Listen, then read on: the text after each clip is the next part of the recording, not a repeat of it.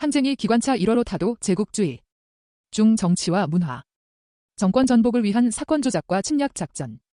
1983년 미국은 카리브해 작은 섬나라 그레나다를 침공했다. 로널드 레이건 미 대통령은 공산주의 확산 저지 소련 쿠바 연합의 전초기지 무력화와 그레나다의 질서 회복 미국 의대생 보호 명목으로 긴급 분노 작전을 개시했다.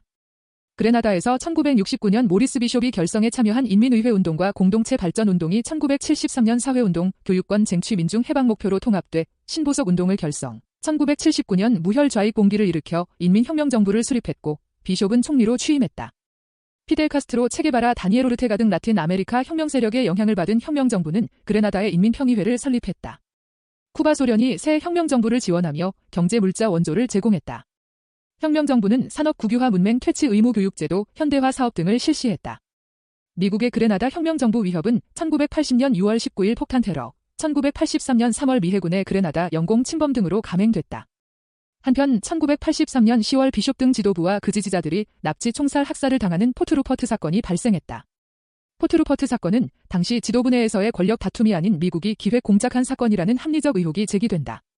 실제 이 사건을 빌미로 미국은 그레나다 정부의 국제공항 건설이 소련 쿠바 합동 군사기지라고 모략하며 1983년 10월 25일 갑작스런 경로 작전을 개시, 비대칭적으로 침공했다.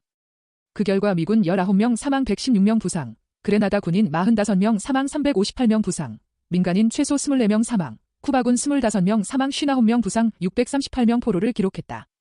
미국은 이 작전을 유혈 사태 없는 작전으로 포장했지만 민간인 사망은 병원 폭격에 의한 것이었으며 포트루퍼트 학살 사건 등으로 인해 그레나다 유족들과 민중들은 고통스러운 기억 속에 살고 있다.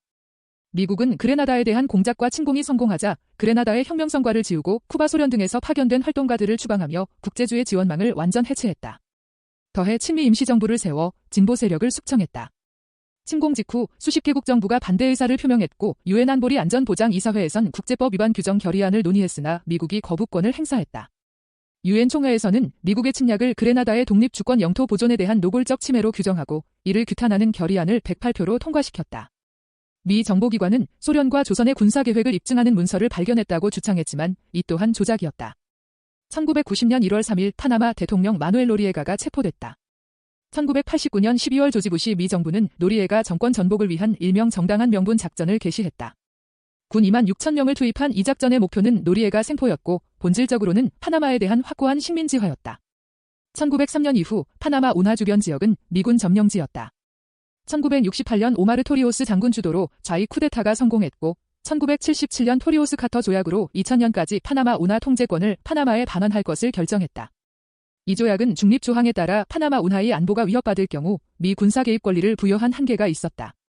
이는 미국의 군사적 개입을 합법화하는 데 악용됐다.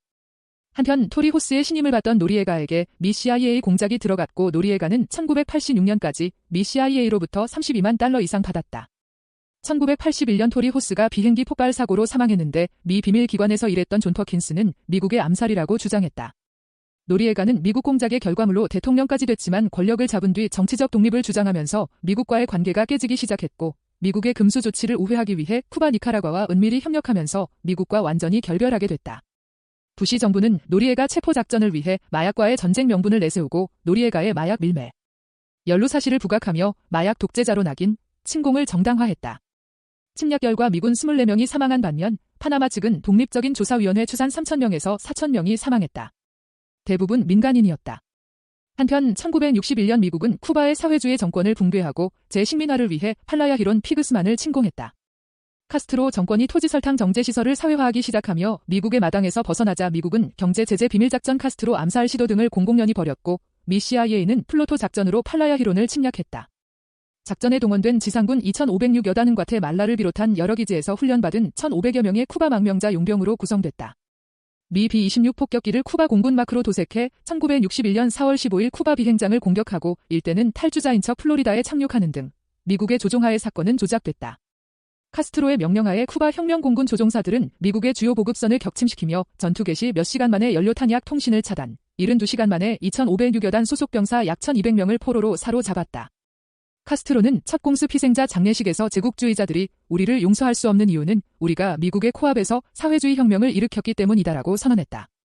이는 현재 베네수엘라가 겪고 있는 미제국주의에 의한 공격과 마두로 부부 불법 체포의 근본 원인이기도 하다.